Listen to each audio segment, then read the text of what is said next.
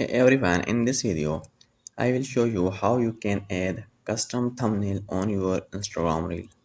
So for that, just open your Instagram account. When you open this, you here click on this plus icon and select your reel. Click on reel option, select any reel that you want to upload and just click on next.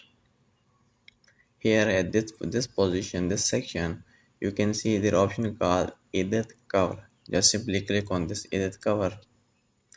Now when you click on this, at the bottom you can see if you want to add thumbnail from your reel, you can select any thumbnail here.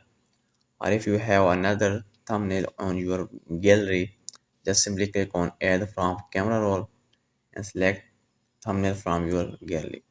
After selecting, just simply click on done. And now simply write your caption and simply click on share option. So this is the way how you can change your custom thumbnail on Instagram reel.